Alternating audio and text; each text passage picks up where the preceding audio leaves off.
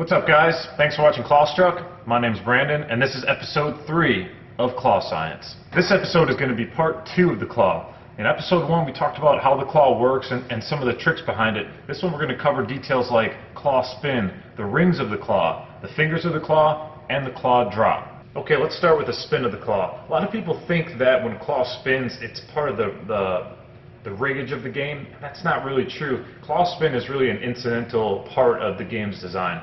Now, I'm sure that an operator, if they're really out to get you, they could set it up to try to spin abnormally or excessively, but I'm going to show you why the spin is just incidental, and you can try to predict what the spin is going to be. So let's look at my claw here. The claw is just hanging by a string. I'm going to demonstrate. I'm going to drop it down a little bit. This is just a string. It's kind of like kite string. There's nothing to it. Of course, it can let the claw spin. So what causes the claw to spin? Well, that's this right here. This is the cable that delivers the current to the claw coil that we talked about in episode 1. And if the cable gets wrapped up in the claw, because this has, it's like a telephone cord, it's got some spring to it, it's going to kind of do what it wants. It's going to cause the claw to spin as it drops. And I'll show you. I'm going to drop it all the way down. You'll see at the last second there, it got a little bit of spin as this cable straightened out.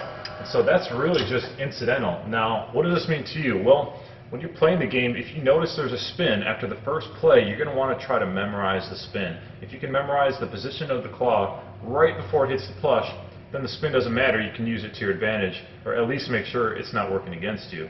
Now, you can force a claw to spin in some machines. My machine doesn't have this capability, but if you're playing a machine where you can actually get the claw to hit the glass, as you move the claw around, you can get it to kind of spin on the glass as it moves past it. And that will kind of wind up the coil and it will cause it to spin. Changing the orientation of the claw can help you, but it depends on the situation. So that's claw spin. Again, just incidental. I'm going to show it to you one more time. Now let's talk about the rings of the claw. I'm sure many of you haven't even heard of this term before, but if we look on the claw, this is the coil. On the outside of the coil, there are 3 rings. 1, 2, 3. These rings are very important. You want to pay attention to these before you play the claw, because they're going to show you exactly how this claw is set up, and I'm going to show you what they do. First, let's look at the middle ring. That's the ring right here. If you notice, the lever arms of the claw are attached to this ring, and in fact, the claw can spin independently of the coil. So you can see how these are kind of connected, and I'm trying to show this to you. So what does this middle ring do? Well, that middle ring sets the position of the claw when it's closed and when it's holding a prize. Let me show you what I mean. Let's look at the bottom ring. When the claw is closed, I'm going to close it now. If the bottom ring is very low, you're going to get what we call overbite. You can see the 3 fingers of the claw, they're overbiting each other. That can be good or bad. It's good because it's easier to grab some prizes. Might be bad if the prizes are too big for the claw, but that's overbite. If I adjust this ring, let's say the operator has the ring adjusted there, the claw doesn't even close all the way.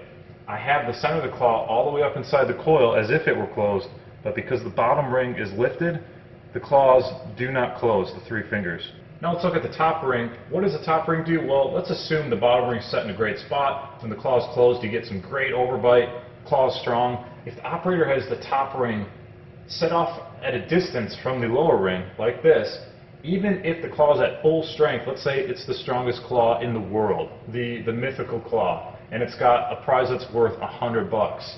If that prize is too heavy for the claw, the space between this middle ring and top ring allows the claw to open even though, pay attention to my thumb, the claw is turned on and energized. So this is a weight limit ring. They can set that even if you grab a prize, if it's too heavy or maybe too expensive, whatever the situation may be, this top ring will allow the claw to open and drop the prize. Pay attention to the top ring. So let's review the 3 rings of the claw. When you're walking up to a claw machine to play it for the first time, take note of the rings. If you see that all 3 are sandwiched together, at least you know the claw won't open after it's closed because the prize is too heavy. You still won't know what the situation is, whether you have an overbite or an underbite, but at least you know that the claw will stay put when the coil's on. Now, if someone else is playing, you can kind of keep an eye on it and you can see what it does, but if this is your first time, you'll have no idea. There are a couple other ways you can check this. Sometimes claw machines have demo modes. If you hang around it long enough, the claw will move and close on its own just to try to attract someone to play.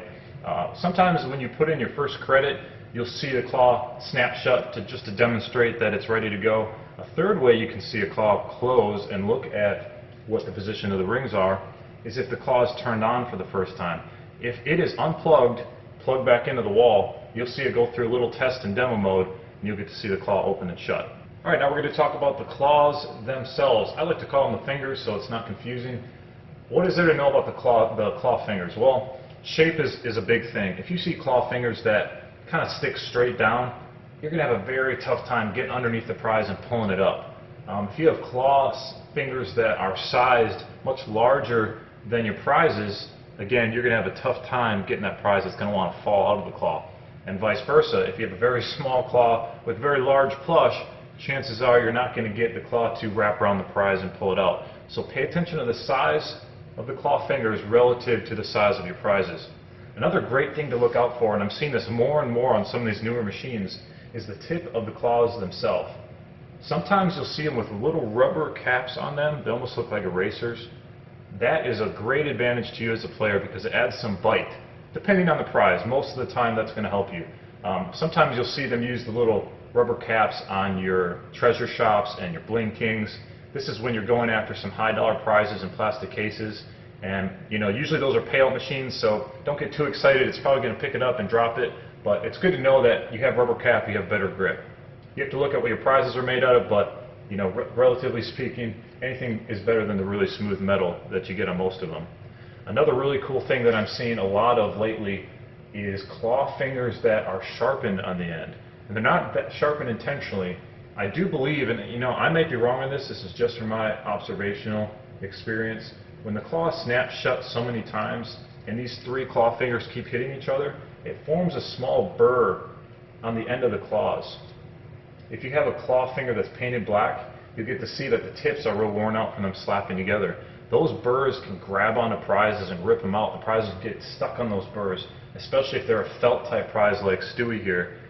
These three fingers don't have that tip on there, or that burr, and sometimes it's going to be really hard to tell, but you'll know if you got it, and it's a good thing to look out for, especially if it's an aggressive burr. That's a really sharp edge, and it's almost like a claw on a claw. It's going to hit the prize, it's going to get stuck on it and rip it out. Chances are you're going to have to shake the machine to get the prize to let go of the claw. So pay attention to that also. Okay, let's talk about the drop of the claw. That's the action of you dropping the claw into the play field. Just like that. Did you see that? I'm going to play it back for you guys in slow motion.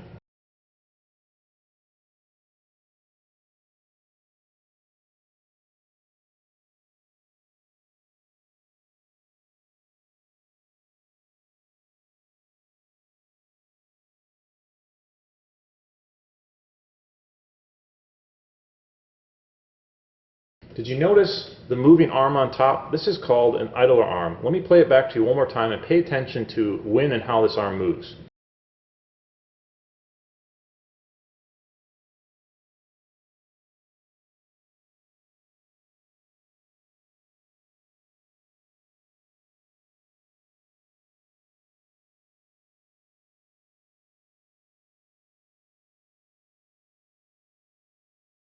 So why is the idler arm important? Let me show you. The idler arm is allowed to move when the tension on the claw is released. That means when the claw bottoms out in the play field or on the top of a plush or maybe gets stuck on something while you're playing, that takes the weight off the string. It allows the idle arm to move, and this right here is a micro switch. When this idle arm moves, trips the switch, that tells the game it's time to energize the coil, closes the coil, and bring the claw back up. So when you're playing the game and you think it's jipping you, it's trying to rip you off because the claw didn't go down all the way, it's not the game, it's the idler arm. It's just physics, and so the drop is all skill. If you can get the claw to go all the way down and completely around your prize before the tension or the weight of the claw is off the idler arm, much better shot of winning the game. It's just something you have to know, you have to have it in the back of your mind so you kind of understand how that works. Now there is a limit built into the string. There's actually a knot. All the strings wound up here on top, and there's a knot. So if this claw is allowed to bottom all the way out to the bottom of the game, let's say you came to a game, almost all the prizes were gone, they're laying flat in the bottom, it might not have enough string length to get all the way down. When that knot reaches this point here, it's going to let the tension off the idler arm and make it believe that it's bottomed out on a prize. But they have to have that knot in there because otherwise the motor will just keep unwinding the string until it starts to wind itself backwards. You might have even played these games, that's when the claw doesn't drop and get stuck. So let's do a real quick ClawTech review. We talked about spin. If it's there, it may hurt you, it may help you. Just try to memorize it if it spins every single time it goes down. It can help the claw drop farther down into the plush. It can also help it get stuck. Claw rings. Make sure you look at them before you start playing. If you see a large gap between them, that's a bad indication that the claw may drop your prize even if it's at full strength. Best bet, let someone else play. Last resort, unplug the game, plug it back in, and watch what the claw does. Claw fingers. Check their shape, check their size, make sure it's appropriate for the prizes. If it's looking real straight, too small, too big, walk away. Your chances are very slim. If you got some rubber fingers on them, great. If they got some burrs on them, even better. The claw drop. If you got a machine that's real low, be careful. There might not be enough string for it to get all the way down to the bottom. If you're playing a nice full machine, make sure the claw doesn't get stuck. If it looks like it's going to get stuck on something, and trip that idler arm, give the machine a little shake.